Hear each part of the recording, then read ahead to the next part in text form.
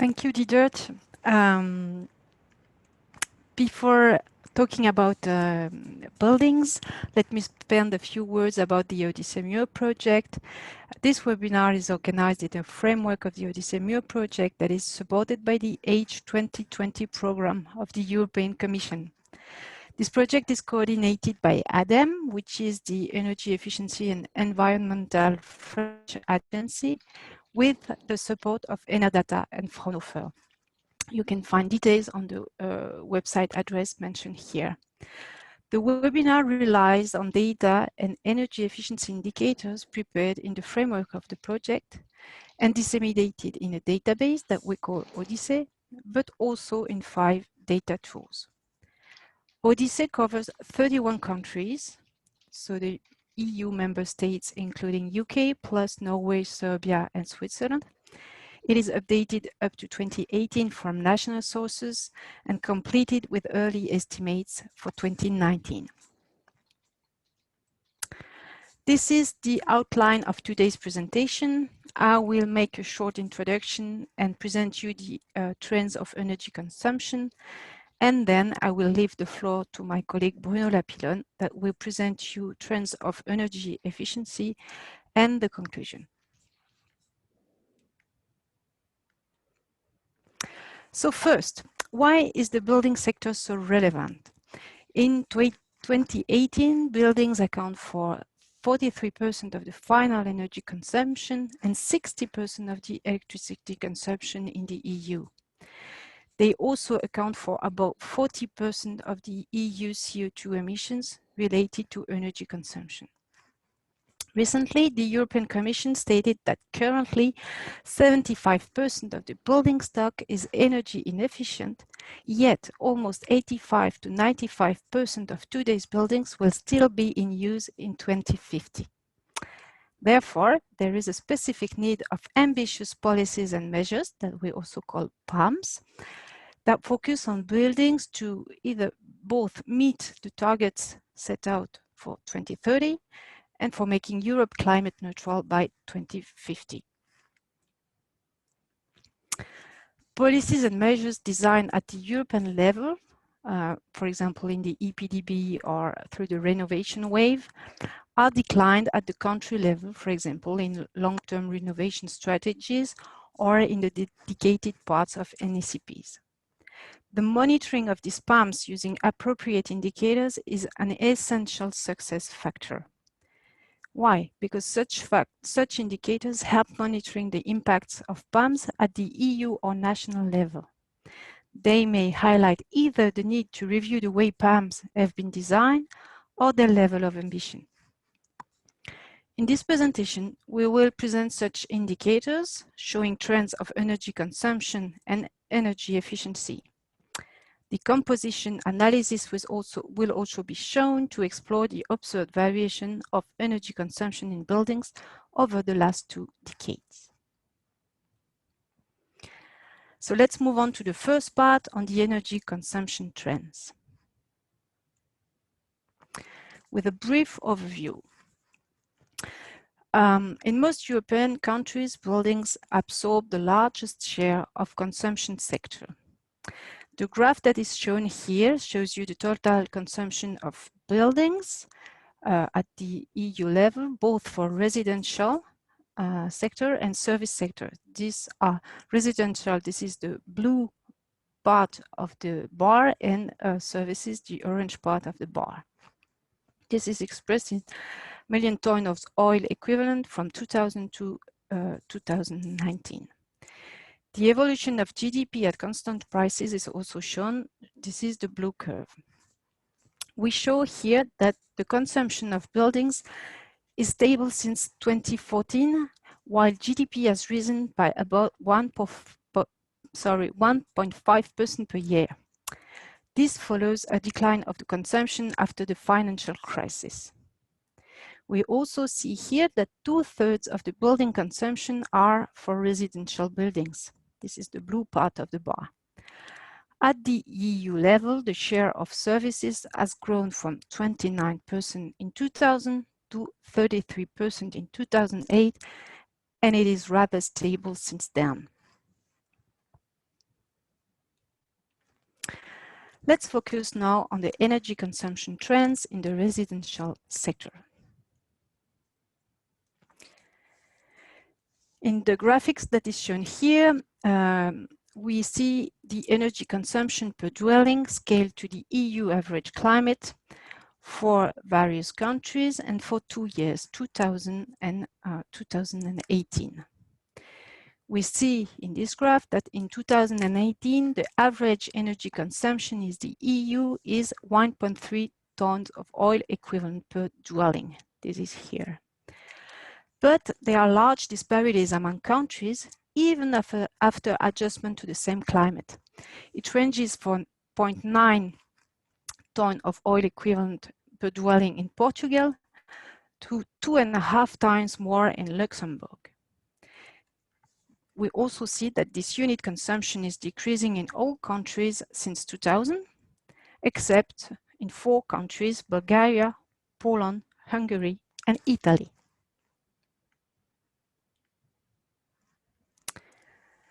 Let's have a look to the share of households' energy consumption by end use in the EU. This is the graphics that is shown here between 2000 and 2019.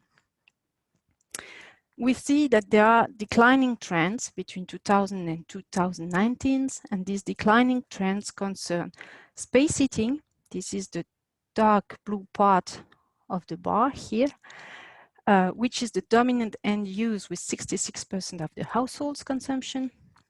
And declining trends are also observed for cooking with the light orange part of the graphic, which is only 5% of the total. Over the same period, we see contrasting trends, growing trends for appliances and lighting, so the yellow and green part of the bar, and for water heating, the dark orange part of the bar. These end uses now account for 15% for appliances and lighting and 14% for water heating. These share are the share of households' consumption. It means that in 2019, appliances and lighting, so the yellow and the gray, the green part here, have overcome water heating, which was not the case before.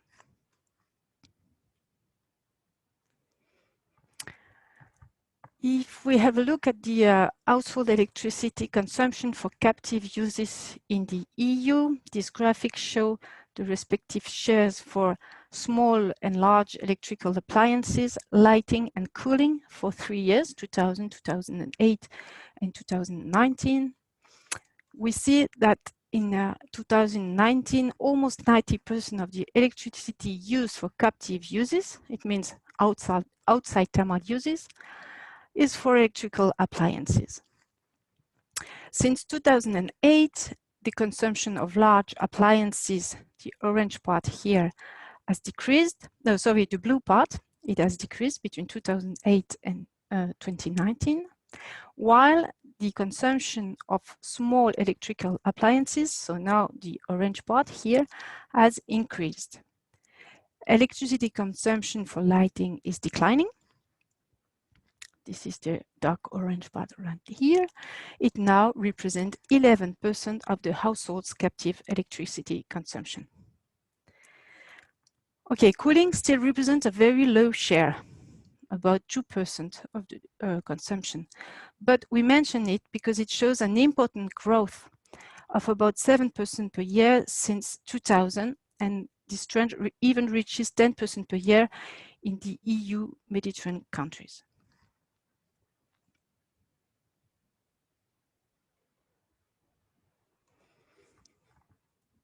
If we have a deeper look to the specific consumption of electrical appliances, the graphics that is shown here shows you the evolution of this consumption for large appliances, small appliances, and the total of specific consumption of all electrical appliances, and for 3 years, 2000, 2008, and 2018, sorry.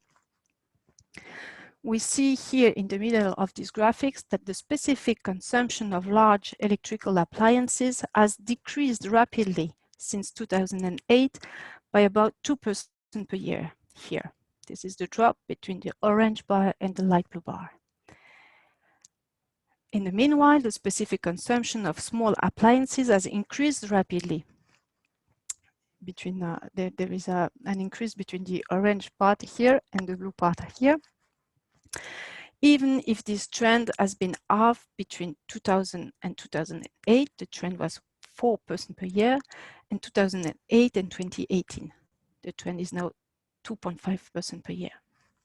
So as a result, the specific consumption of large appliances is decreasing, the specific consumption of small appliances is increasing, and as a result, the total consumption of appliances is increasing.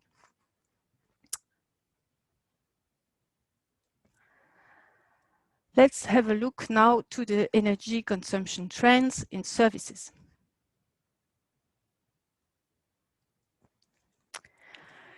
In 2019, the energy consumption in services was 20% higher than in 2000, despite a decrease after the economic crisis.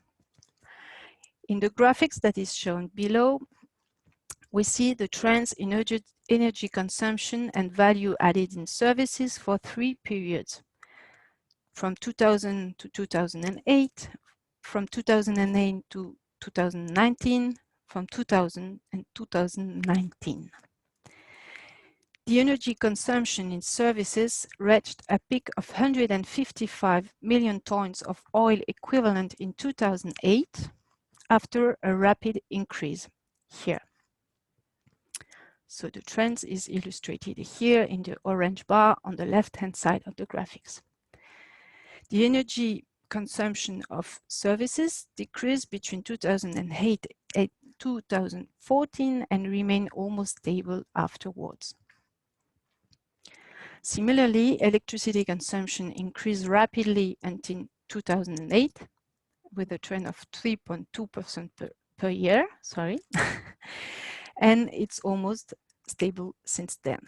We see that the trend is almost zero on the next period.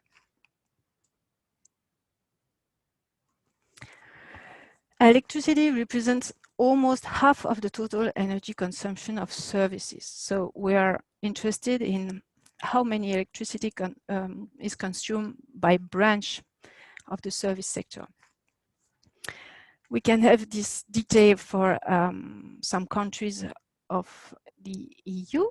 And this is shown in this graphic, the total electricity consumption by branch and the respective share for branch, of course.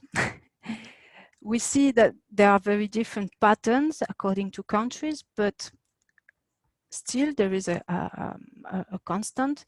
Roughly, offices and wholesale and trade sector consume around 2/3 of the electricity in services at the EU level.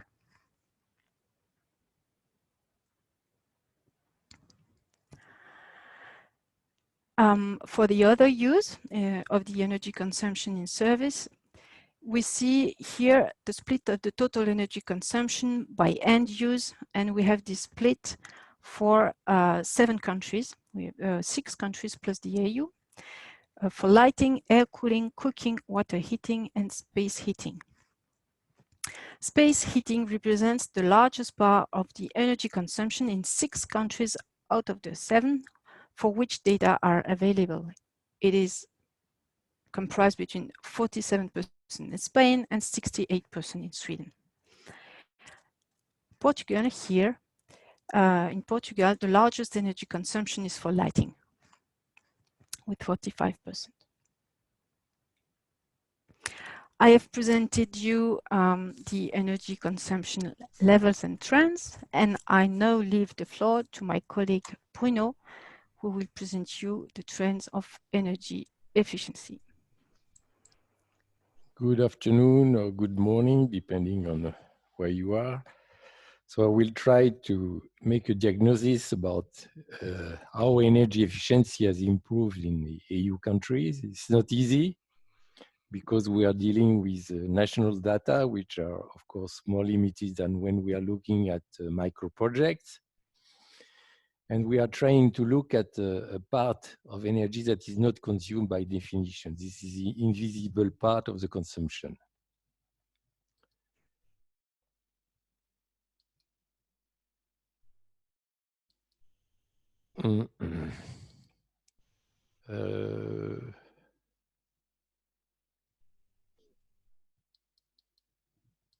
I'm trying to get control of, okay. So let's look at some indicator we can use to assess energy efficiency. We'll start with space heating, which is, as was explained by Marie, the largest end use in most countries and at the EU level. We can see that since 2000, the specific consumption of household for heating has decreased quite a lot in all countries, about 1.8% per year on average in the EU. And this reduction was even above 3% per year in Latvia, Romania, and Portugal, and between 2 and 3% per year in 6 other countries: Ireland, UK, Netherlands, Sweden, Slovakia, and Germany. This is the general trend. You will see that the picture is a bit more complex. If we look at the next slide, I don't understand why I can't control it. The next slide relate to another part or another end use, which corresponds to the large household appliances. And you can see that we have a very significant improvement in the energy efficiency of these appliances that can be seen from the reduction in the specific electricity consumption of these large appliances. And this started since the year 90, because some of the regulations were implemented quite early in the EU. We can see that since 1990, the energy efficiency of cold appliances has improved by about 40% or 2% per year. And for washing machine, dishwasher, for dryers, the gains are a bit lower, but washing machine and dishwasher are in line with the cold appliances. Next one. So now the question is, we can monitor what's going on with the different end use: water heating, cooking, lighting. I have no time to show you all of that. And the same for services. We can use indicator per square meter, per employee, depending on the information available. And for services, we can look at the specific consumption by subsector and possibly by end use if we have enough data. For instance, for household, we have seen that the energy efficiency has improved by 2% per year for refrigerator, by 1.8% per year for heating. For water heating, it is much less significant, since it was around 0.5% per year, and so on. So the question is, what diagnosis can we give about what has been the overall energy efficiency progress for the household sector? And this is the objective of an energy efficiency index that we have developed within this Odyssee-Mure project that we call ODEX.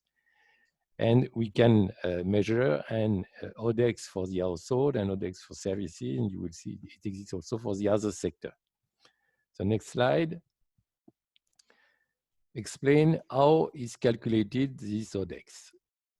What we have to do is first to express the trend in the specific energy consumption by end use as an index of variation, so as to remove the unit. And this enabled to use different units, which is adapted to the sector or to the end use. And then we calculate an average index for the sector by weighting the index by end use or subsector by their share in the total consumption of the sector. For the moment, the ODEX for household is calculated on the basis of 11 end use or appliances. And in services, it is calculated at the level of 6 branches, corresponding to what Marie showed previously. As I said, we can use different physical units, since after that they are converted in index of variation. For instance, for heating, we use TOE or kilowatt hour per square meter. For water heating, we can use TOE per household, or even we could use per capita, cooking, and so on. And for appliances, we'll use kilowatt hour per dwelling, per appliance, sorry, and for lighting, kilowatt hour per dwelling. So very different units can be used. This is the advantage of this index. You can get more information on the calculation of this energy efficiency index in the publication that is mentioned below the screen. Next one. Here you see for the selection of end use, the most important one. We don't show the detail because it would look like a spaghetti, but the information can be found in the database or in the different tools that Mary mentioned earlier.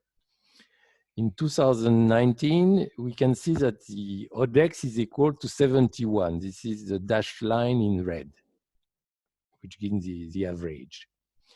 What does it mean? It means that the household energy efficiency has improved by 29%, 100 minus 71 at AU level. And on a yearly basis, this represents a trend of 1.8% per year.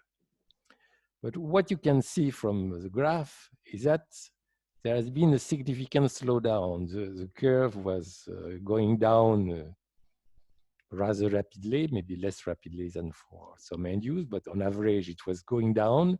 But since 2014, there is a significant slowdown, like a saturation.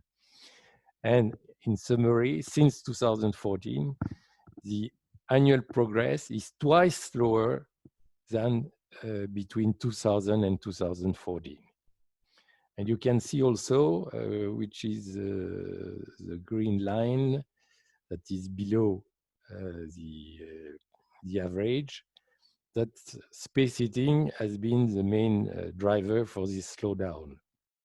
And this is not surprising because it is the largest end use, and of course it influences a lot the average.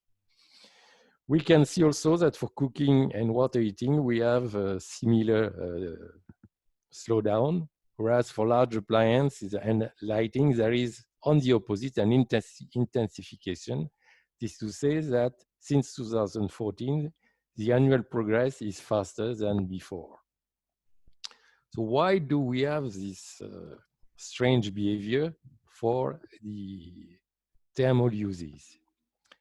Let's look at space heating, which is the most important one. We can look at the trend in the unit consumption for space heating per square meter, which is, to be meaningful, is normalized for a normal climate. So it includes the climate correction. And you can visualize here the significant slowdown since 2014. I'm showing here only the most important countries because they are the ones that influence the AU average. The countries shown below, they represent about 80% of the consumption for space heating in the EU.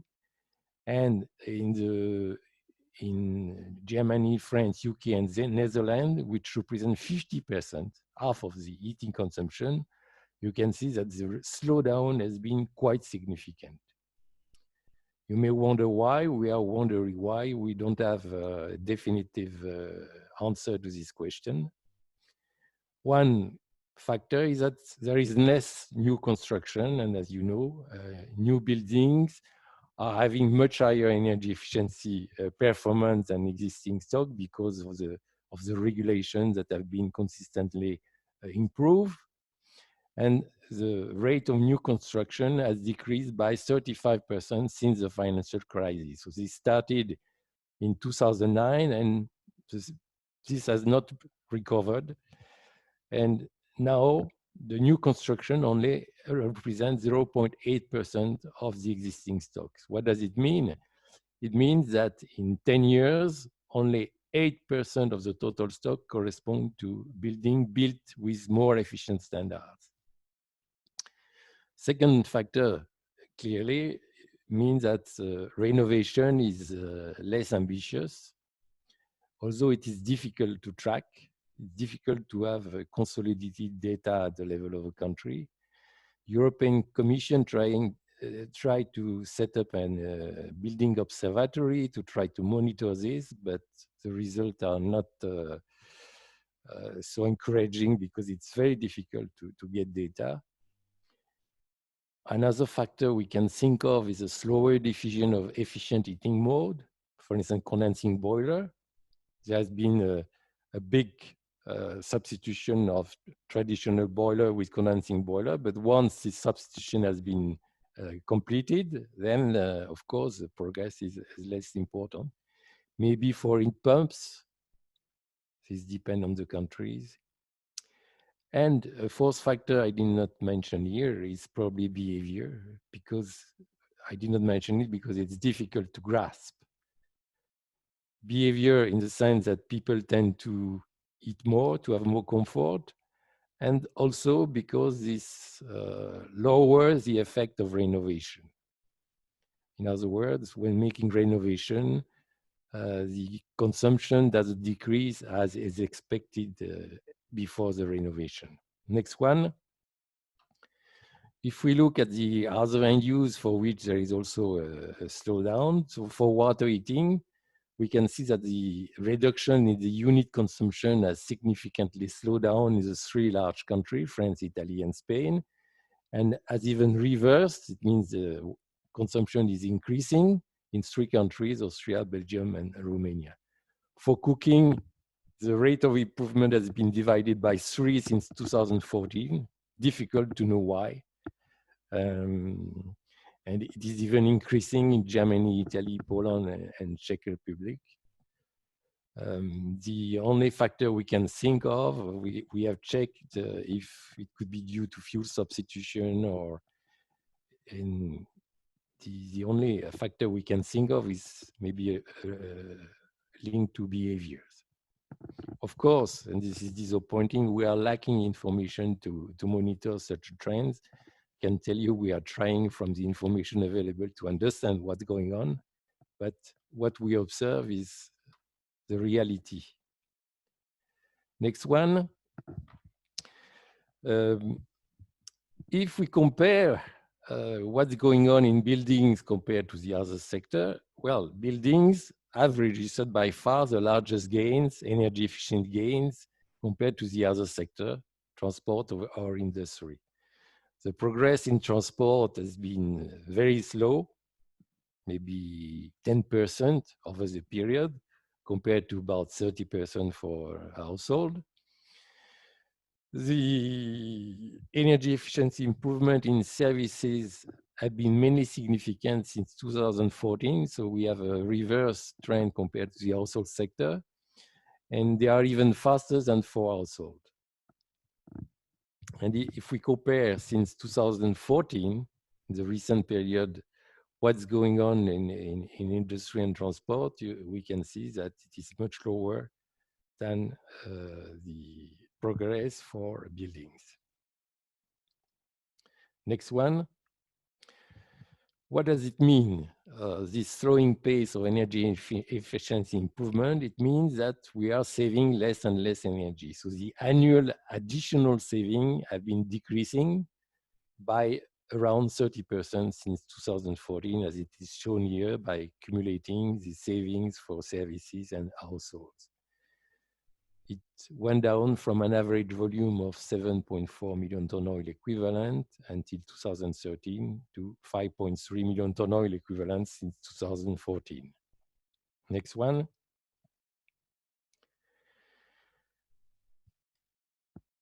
In building, the cumulated savings since 2000 reached 100 million ton oil equivalent, which represents the equivalent of 29% of the consumption, the final energy consumption in 2019. In other words, without this saving, the energy consumption of building would have been 29% higher.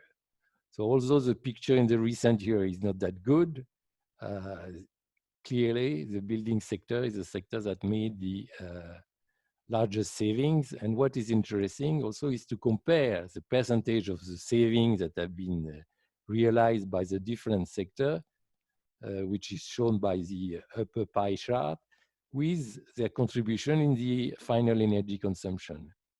Households contributed to 41% of the total savings, whereas they only represent 28% of the consumption.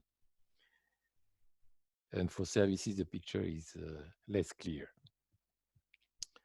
So, in other words, households perform well compared to the other sector, but now the rhythm of progress has been slowing down. To conclude, let's see how this impacts the consumption and how can we relate these trends in energy saving with the variation of the consumption. Each time you will have two graphs, one for household on the left and one for service on the right. And we have tried with this to see what were the drivers behind the change in the consumption. This is taken from one of the tools we have developed within the Odyssee-Mure project, which is called the decomposition tool. You can go and play with it. It is available for all the countries, and you can really select the period. You can get quite detailed. For instance, it's possible to look just at space heating, for instance, or large appliance. Here, what I will give you is a synthesis for the AU as a whole.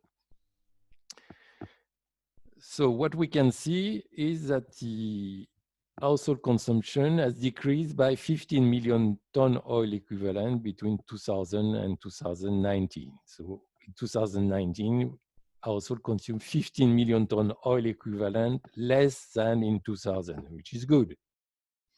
What are the reasons? Well, you have factors that are driving the consumption up, like the fact that we have more dwellings, we have more appliance per dwelling, homes have become larger, more comfort with the diffusion of more comfortable heating system, central heating. This is what this last factor, more appliance, larger home, and diffusion of central heating, we call it lifestyle trend. And these factors contributed to increase the consumption by 87 million ton oil equivalent. This means that all things being equal, the consumption should have increased by 87 million ton oil equivalent. And we obtain a reduction by 15 million ton oil equivalent thanks to energy saving, which more than offset this increase and contributed to the reduction by 155 million ton oil equivalent. For services, we can also decompose the factor behind the variation of the consumption. We have the activity, which is measured here by the value added, and energy savings that offset part of the increase due to the increased activity in the sector. Next one, the next slide will focus on the period 2014-2019, which is the most recent period where we have trouble with the household sector, as you have seen. The consumption has decreased by 28 million ton oil equivalent since 2014. The increase in the dwelling stock and the effect of lifestyle contributed to raise the consumption by 15 million ton oil equivalent. Again, energy saving more than offset the reduction in the consumption. What is interesting here, since we are looking at the real consumption, we have to take into account the climate effect. And in that case, the fact that 2019 was warmer than 2014 had a significant impact on the consumption, which is of the order of magnitude of the savings or the effect of lifestyle and more dwellings. So what we observed in recent years can be quite big fluctuation with warm winter, sometimes cold winter, and this climate effect can be quite significant. For services, the activity contributed to raise the consumption by decrease the consumption, raise the consumption by 18 million ton oil equivalent, while the energy savings and the productivity gain, that is the increase in the value added per employee, offset this increase by reducing consumption by 24 million ton oil equivalent. The conclusion: the energy consumption of building has steadily decreased since 2010, despite GDP growth. And even going back to the previous slide, you can see that in 2019, the consumption was lower than in 2000. The household energy efficiency improvement have been twice lower since 2014. This is a matter of further investigation, and it is probably a matter of worry. It is not a good sign, because what matters when we look at the emission is what we consume. And this is mainly explained, as I demonstrated it, by thermal uses, and in particular space heating, which is due to a combination of factors which are very difficult to sort out: lower construction, lower renovation, and probably behavior. At the same time, the energy efficiency of large electrical appliances continue to improve rapidly, so this is a good sign. But the negative effect is that this effect is counterbalanced by a rapid progression for small appliances, for which there exists less regulation than for the large electrical appliances. I will conclude here. I thank you for your attention, and we'll try to answer to your question. Thank you.